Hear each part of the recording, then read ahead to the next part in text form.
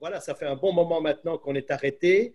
On a eu donc le temps, évidemment, d'examiner toute l'évolution et des connaissances qu'on a emmagasinées finalement au fur et à mesure des semaines qui ont passé sur ce fameux Covid-19, ce terrible Covid-19. Et donc, ça nous a permis d'affiner finalement un protocole sanitaire qui est très élaboré en fait, parce qu'on s'est rendu compte que au fur et à mesure qu'on le mettait en place, il fallait vraiment, et je pense que l'objectif était vraiment de cerner la totalité des aléas.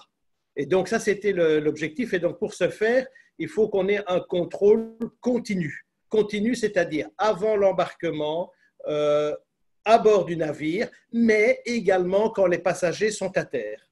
Et donc ça, c'est évidemment pas facile à mettre en place.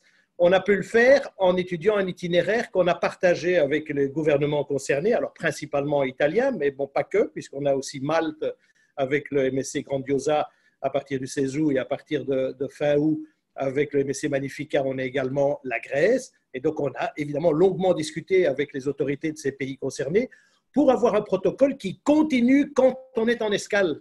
Parce que c'est ça l'important. Aujourd'hui, d'avoir une sécurité totale, qui peut le garantir? Personne. Mais ce qui est important, c'est d'avoir une solution à tout ce qui peut arriver à tout moment de la croisière. Et ça, c'est important de le mettre en place. Donc, ça veut dire, en amont déjà, avant de partir, bon, la première chose, c'est qu'on a décidé, c'était une mesure difficile, mais elle était importante de la prendre, c'est de dire qu'on va tester tout le monde. Donc, quand on arrive au terminal, il y a un test qui est prévu. Il y a 3 phases. En fait, d'abord, il y a la prise de température. Ça, on l'avait mis en place d'ailleurs au tout début de la crise. Ça a des effets positifs puisqu'en effet, on n'a pas eu de cas. Et donc, prise de température, un questionnaire de santé qui est rempli. Ça, c'est ce qu'on avait mis en place avant. Mais maintenant, on rajoute également un test, un premier test qui va nous donner un résultat dans les 30 minutes. Et donc, c'est un test qui fonctionne bien avec la prise des couvillons dans le nasal. Et ça nous permet d'avoir une première photo de chaque passager. Donc, c'est une étude quand même assez précise. On va regarder également d'où viennent les passagers. Parce que si les passagers viennent d'une… Donc, d'abord, on a limité, parce que vraiment, pour avoir une sécurité, il faut avoir un espace limité. Donc, on a limité à Schengen. Donc, on comprend très bien que dans cet espace-là, on contrôle les choses avec les autorités européennes, les différentes nations qui composent les espaces Schengen. Et donc, si les passagers viennent de zones, puisque en effet, tout le monde n'est pas égal par rapport au Covid, et donc on a aujourd'hui encore des zones qui sont considérées comme haut risque par le Centre européen de contrôle des maladies. Et donc, si on est au-delà de ce seuil, et donc dans ce qu'on appelle des zones à haut risque, là, automatiquement, ça ne veut pas dire que le passager ne peut pas partir, mais il devra effectuer un test Covid, ces fameux tests PCR, qui sont des tests très probants, et qui donne un résultat. Alors, avec 24 heures, donc on demande que les passagers, avant de partir en croisière, un peu à l'image de ce qui s'est fait pour des compagnies aériennes, je prends par exemple les Antilles qui l'ont appliqué, plus maintenant, mais qui l'ont appliqué. Et donc, nous, on va l'appliquer.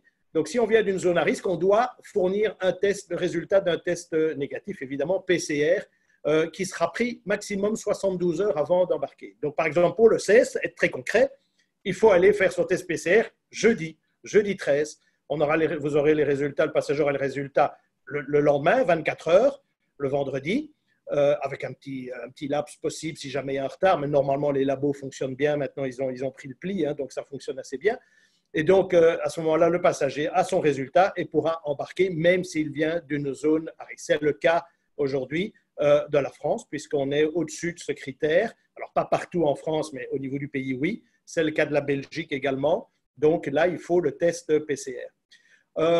Quand on arrive donc, je dirais, à la gare terminale et qu'on ne vient pas d'une zone à risque, donc on n'a pas de certificat à montrer, on a quand même donc ces 3 tests qui sont faits dans le terminal.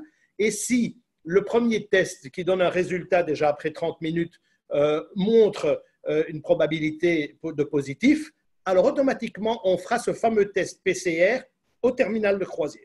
Donc, on a tout prévu. Évidemment, le petit handicap, le petit bémol, c'est que si on prend le test PCR dans le terminal, les passagers vont pouvoir embarquer, mais vont devoir rester en isolement dans leur cabine les 24 heures, le temps d'avoir le résultat du test. Donc, c'est un petit handicap. Donc, n'attendez pas. Bien sûr, on peut faire le test PCR au terminal, mais surtout faites-le avant pour avoir évidemment passé ce cap et voyager et profiter de sa croisière pleinement. Ça, c'est la première chose.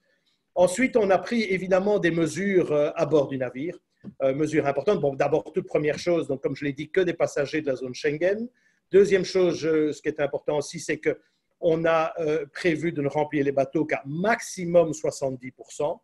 Donc, même chose pour l'équipage. Donc, on a vraiment un bateau. Et donc là, je voudrais aussi peut-être un peu tordre le cou à une idée un peu reçue qu'on a entendue régulièrement, c'est que ah bon, ben c'est facile à gérer sur un petit bateau, sur un grand bateau, vu le nombre de passagers, c'est compliqué. Non, le challenge, je suis d'accord, il est plus grand et le protocole, il est plus complexe à mettre peut-être en place sur un grand bateau, mais une fois qu'il est mis en place, par contre, le grand bateau, avec tous les espaces qu'on a à bord, permet assez facilement de contrôler les choses et d'avoir la distanciation sociale qui est si importante pour ne pas être atteint. Donc, de ce côté-là, on a on a toutes les garanties. Alors, on a examiné chaque détail de la vie à bord d'un passager. Il ne doit pas porter de masque à bord d'un navire tant que les distanciations sociales sont prévues, sont possibles. Évidemment, dans un ascenseur, à certains endroits du bateau, automatiquement. Mais ça devient un réflexe maintenant. Les Français le savent. Quand on sent qu'on n'a pas les distanciations sociales, on met son masque. C'est pour ça qu'on le demande aussi dans certaines rues maintenant de villes françaises. Et donc, ça, finalement, on le dit toujours, un bateau, c'est un village flottant. Et donc, c'est comme la situation dans un village. Et donc, évidemment, les mesures qu'on prend à terre, on peut être capable de la prendre en mer, mais je dirais même avec une garantie supplémentaire, parce que le bateau, tout le village flottant, il est géré par MSC Croisière, donc on a un contrôle, je veux dire, sur toutes les vérifications possibles et sur tous les aspects de la vie à bord que nous avons. Et donc, je pense qu'on est même mieux capable que quiconque à terre de gérer justement les flux, de ne pas avoir de gens tout d'un coup qui viendraient de je ne sais où. Non, on sait qui est à bord, on sait contrôler les flux. Et après, évidemment, la grande question, c'est oui, mais si on est en contrôlé, s'il y a des distanciations, est-ce qu'on aura quand même encore une belle croisière? Oui, on aura une belle croisière parce que, bien sûr, tous les services sont rendus à bord. On a les spectacles. Alors, on va dire, oui, mais les salles de spectacle. D'abord, le bateau n'est pas rempli à 70%. Donc, on va pouvoir garder la distanciation sociale. Nous gérons les spectacles. Donc, OK, au lieu d'avoir 2 spectacles, on va en programmer 3 ou 4. Et comme ça, tout le monde va pouvoir quand même aller voir les spectacles avec la distanciation. Donc, on a des solutions. On a trouvé des solutions à tous ces cas d'espèce. Ce n'est pas tout, évidemment. On a d'autres mesures pour être un peu plus techniques, mais bon, au niveau de l'assainissement, le nettoyage du navire, évidemment, on a remis les bouchées doubles.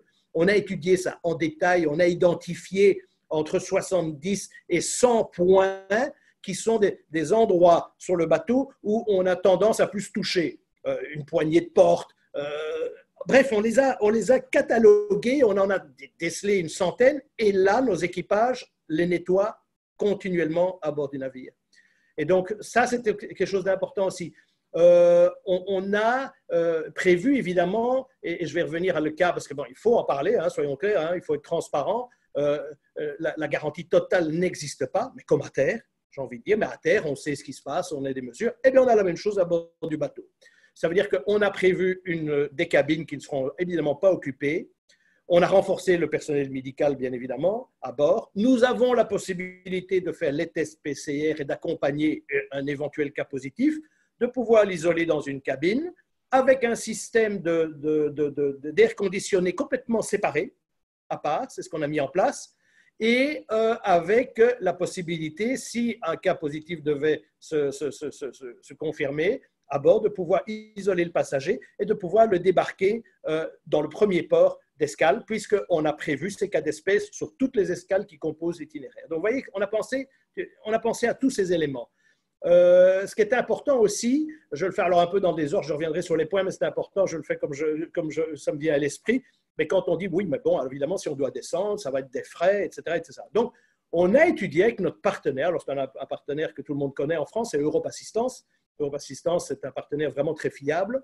Avec eux, on a étudié une formule qu'on a appelée le plan de protection MSC Covid-19. Et donc, ils nous ont concocté une assurance dédiée vraiment au Covid. Et donc, on demande à tous les passagers, l'assurance ne peut pas être obligatoire, mais on demande en tout cas à tous les passagers d'avoir une assurance pour être couvert par rapport à ces risques et pour que le passager soit tranquille, qu'il voyage en toute sécurité et en ne se posant pas de questions. Si jamais ça se passait, tous les frais seraient pris en charge par cette assurance Europe Assistance. Alors, c'est une assurance sur mesure faite pour notre produit exactement. Et évidemment, on l'a fait au prix net, c'est 18 €, donc c'est vraiment très raisonnable, et ça prendrait en charge tous les frais encourus si jamais il y avait un cas malheureux.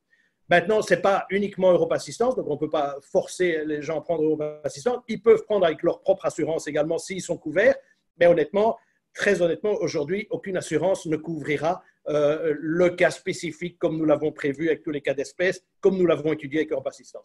Donc, je pense que vraiment aussi, on est arrivé à une bonne solution. 18 €, on est couvert et on est parti en toute tranquillité sans se soucier d'éventuels cas. En effet, donc les distanciations physiques, je l'ai dit, donc on l'a prévu sur tous les événements et toute la vie à bord.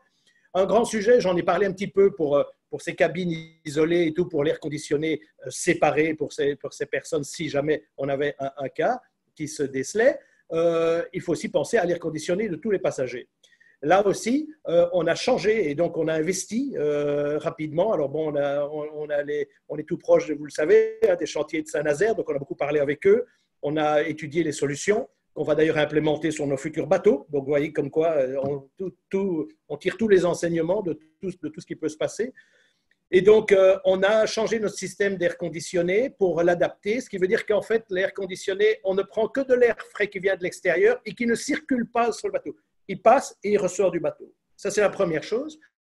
Et la deuxième chose, c'est qu'on a mis en place des filtres UV qui sont extrêmement efficaces puisqu'ils annihilent 99,97% de tout ce qui est bactéries, virus. Et donc, on a un air réellement purifié. Donc, il n'y a pas de souci par rapport à l'air conditionné, c'était vérifié. Bien évidemment, tout ce que je vous dis, tout ce plan, tout ce protocole sanitaire qui est extrêmement détaillé, je n'ai pas l'occasion de tout donner, tous les détails ici, mais il a été fait évidemment avec les autorités des différents pays concernés par l'escale, sous le chapeau évidemment de la communauté européenne, et il a été vérifié par un organisme indépendant neutre qui est l'ARINA, qui est très connu, qui donne toutes les certifications, qui a en effet certifié notre protocole. C'est pour ça aussi que ça a pris quand même pas mal de temps pour mettre tout ça en place, mais il était hors de question de redémarrer sans un protocole absolument blindé, j'ai envie de dire quelque part. Donc voilà, donc distanciation physique, installation et services médicaux, j'en ai touché un petit mot, c'est évidemment, il est déployé d'une autre façon avec plus de personnel et évidemment avec tous les outils nécessaires en cas, bien évidemment. Et donc, j'en arrive finalement là. Alors, bien sûr, une surveillance de la santé qui est effectuée en permanence sur le bateau. Hein, donc, à chaque fois qu'on descend et qu'on monte du bateau, on reprend la température. Le personnel, parce que ça peut être aussi une question, bien évidemment, il a été vérifié en amont avant de rejoindre le bateau. On a évidemment été extrêmement attentif à cela, parce que ça pourrait être une cause, évidemment, de retour. Et donc, il y a une période même de quarantaine avant de monter sur le bateau. Et donc, voilà, du côté du staff, on est en effet sécurisé également. De nouveau, ça prend du temps, mais il fallait le faire, c'est important. Et puis, ce fameux plan d'intervention d'urgence, comme je disais, donc on a prévu tout à chaque escale. C'est-à-dire, admettons, un cas se déclare, le bateau est en mer, le lendemain, il est à Civitavecchia, par exemple, le port de Rome. Eh bien, tout est prévu. Le bateau prévient le port est prévenu. On a une cellule médicale qui est là, on a les médecins et on a tout le plan de rapatriement jusqu'à la maison. Donc, je dirais quelque part, et c'est là où je voulais en venir finalement, c'est que finalement, je pense même que par rapport au protocole qu'on met en place et toutes ces garanties qu'on peut donner, on a un protocole qui va au-delà de tout ce qu'on peut trouver aujourd'hui à terre. Aujourd'hui, bon, les hôtels ont rouvert, les clubs de vacances ont rouvert. Personne n'a un protocole aussi poussé que celui-là. Donc, je pense que même à l'inverse, alors la garantie totale, bien évidemment, personne ne peut la donner, hein, on s'entend bien. Mais aujourd'hui, de partir en croisière, c'est la garantie d'avoir un protocole complètement cerné, en tout cas, plus que si on prend sa voiture, qu'on va se promener à gauche, à droite, comme beaucoup de gens font aujourd'hui. Donc, de ce côté-là, je pense qu'on donne beaucoup de garanties. Et évidemment, la grande question, hein, et je préfère mettre les pieds dans le plat parce que c'est important d'évoquer toutes les choses. Est-ce qu'on peut entendre oui, et le Diamond Princess, est-ce que ça a été terrible? Est-ce que ça pourrait… Évidemment, il n'y a plus rien, il n'y a plus aucun point de comparaison avec ce cas. Le Diamond Princess, c'était au tout début de la crise, souvenez-vous, c'était en janvier, puis ça a duré, ça a traîné. Le bateau est arrivé au Japon où les autorités japonaises, mais tout naturellement, ont été débordées par ce nouveau virus que personne ne connaissait. Et donc, ils ont bloqué les passagers à bord. Et évidemment qu'il y a des tas de mesures qui auraient pu être prises qui n'ont pas été prises. Je veux fustiger personne parce que tout simplement, on a appris avec le temps. Mais donc, bien évidemment, la situation d'Harman Princess ne se répétera absolument pas. Ça, c'est hors de question. Et voilà, tous les éléments qu'on a mis en place montrent que ce ne sera en tout cas jamais le cas. Donc voilà, c'est ce que je voulais présenter. Alors, je m'excuse, j'ai été peut-être un peu long, mais j'ai peut-être encore oublié certains points parce que le protocole sanitaire partagé fait quasiment 300 pages, donc vous imaginez. Mais on a pensé à tous les points de détail pour être sûr de pouvoir apporter une croisière en toute sérénité à nos passagers. Et je le complète donc, bien évidemment, je vais parler du spectacle, mais toutes les activités du bord, avec évidemment des règles de distanciation et tout, mais tout est prévu à bord, donc ce sera quand même une vraie croisière. Je voudrais quand même dire encore un point que j'ai oublié, mais qui est quand même super important. Quand je dis qu'on a voulu cerner les possibilités, enfin le protocole sanitaire pour qu'il soit complètement fiable, il était important de faire un choix peut-être un petit peu difficile, et je voudrais l'expliquer parce qu'il ne faut pas qu'il soit mécompris par nos passagers, par nos hôtes. C'est que quand on sera dans chaque escale, les passagers ne pourront pas aller librement depuis le port se promener n'importe où. Parce que sinon, on serait incapable de tenir ce protocole sanitaire qu'on veut extrêmement strict pour être sûr de réussir notre opération.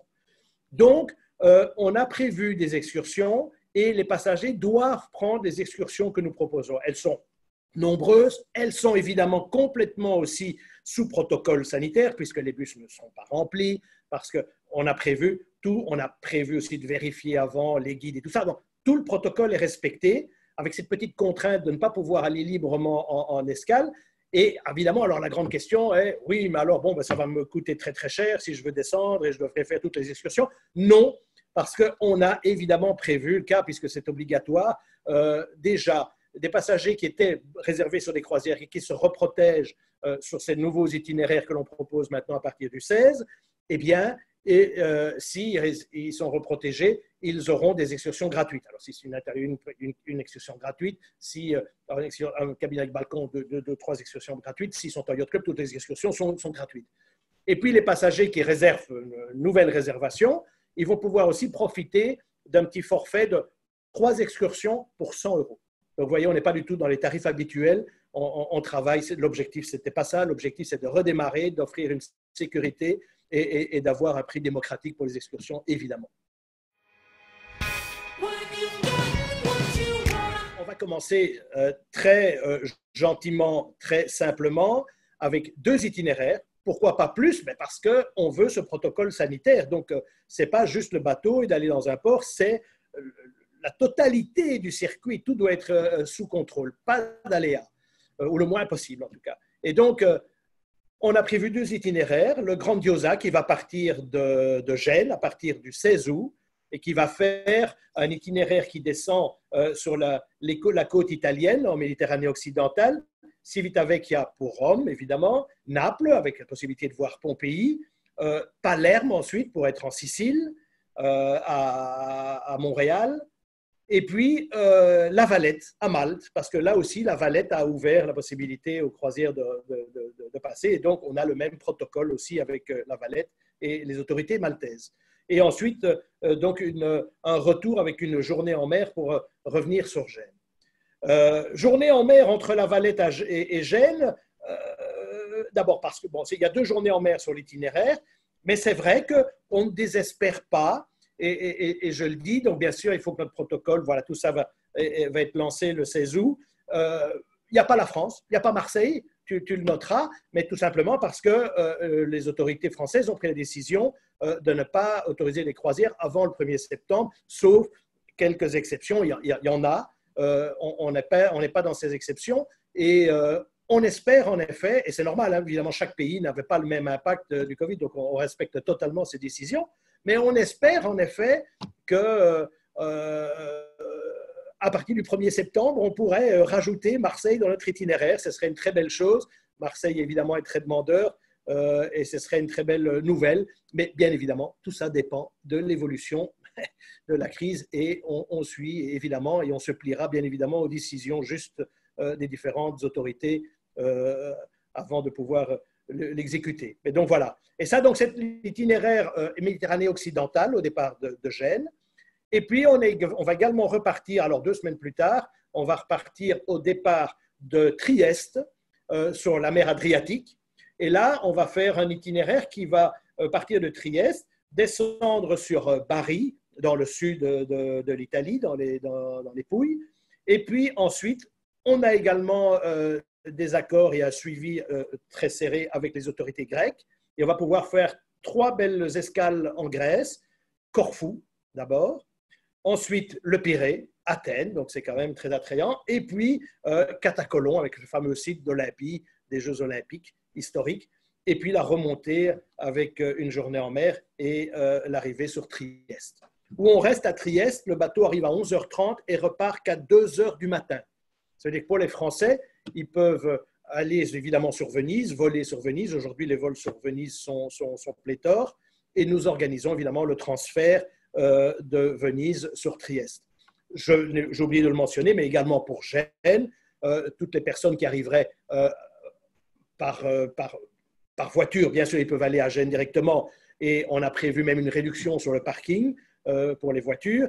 Et les passagers qui voudraient rejoindre Nice en avion ou partir de la région peuvent rejoindre Nice et nous assurons le transfert qui est inclus dans le prix. Donc voilà, on a la possibilité aussi pour nos passagers français. Alors, on est aujourd'hui mardi. Hein, on est mardi 11, on a annoncé la nouvelle, bon, officiellement nous l'avons su des autorités italiennes vendredi soir, c'était une très bonne nouvelle, on était prêts, donc lundi à la première heure tout était prêt et avec nos partenaires agents de voyage, on enregistre, je peux vous dire, un nombre d'appels incroyable et donc et ça fait plaisir, ça fait très plaisir.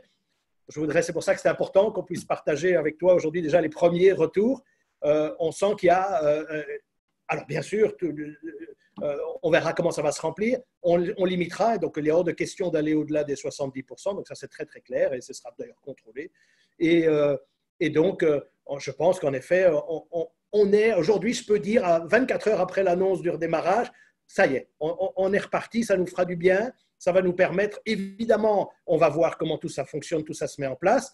Et si la demande continue à croître, bon, bien sûr, on va préparer gentiment l'automne et l'arrivée de l'hiver où nous avons déjà confirmé nos itinéraires d'hiver avec quasiment l'entièreté de la flotte sur toutes les destinations et puis l'été 21 qui lui se porte bien parce que finalement les passagers qui n'ont pas pu partir cet été ont reporté leur croisière sur l'été 21 et donc l'été se profile bien. Donc aujourd'hui on doit redémarrer la fin de l'été, l'automne, gentiment, et puis arriver pour une saison plus normale, je dirais, sur l'hiver, en croisant les doigts, bien évidemment. Je ne suis pas devin, personne ne l'est, et donc on verra, et suivant les aléas de la crise actuelle, on prendra les décisions, évidemment, en toute sécurité pour nos passagers. On partage beaucoup avec nos passagers, et même moi je le fais, on partage beaucoup sur les réseaux sociaux. Il y a une communauté vraiment des amoureux des Messés, j'ai envie de dire quelque part, parce que c'est ce qu'ils nous disent, donc je le dis et ça nous fait tellement plaisir. C'est vrai que nous, on a un métier fabuleux, on vend du rêve, on vend du bonheur, quoi. Alors aujourd'hui, alors qu'on sort de cette crise, enfin on sort progressivement de cette crise qui est quand même très lourde et mondiale, de pouvoir donner un peu de bonheur avec ce protocole sanitaire qui est quand même bien cadré, qui devrait permettre en effet de ne pas avoir de problème, on offre une formidable possibilité et une nouvelle possibilité, parce qu'aujourd'hui notre horizon c'était, oui, de prendre sa voiture et d'aller autour de chez nous, quoi. Là, on offre quand même une perspective nouvelle et de reprendre la mer, parce que la mer c'est quand même fabuleux, quoi. Et puis donc quand on est en mer, si tout le protocole est bon, la mer c'est merveilleux, c'est la liberté, c'est loin du Covid, j'ai envie de dire, comme être en pleine mer. Voilà. Et donc, ce retour à la mer, vous savez, tu le sais, nous, on est très liés à la mer. On a toujours toute la destinée de MSC est liée à la mer. On a sans doute le dieu Poséidon qui nous regarde avec un œil circonspect. Et on apporte du bonheur. Et donc là, nous, on est vraiment tellement heureux de pouvoir relancer la machine. Mais on le fera très progressivement. C'est vrai que c'est un investissement lourd, très lourd pour nous. Mais c'est indispensable et on le fera bien. Voilà. Et c'est notre ambition et on fera tout ce qu'il faut pour que tout se passe bien, très bien. Merci beaucoup, Corinne.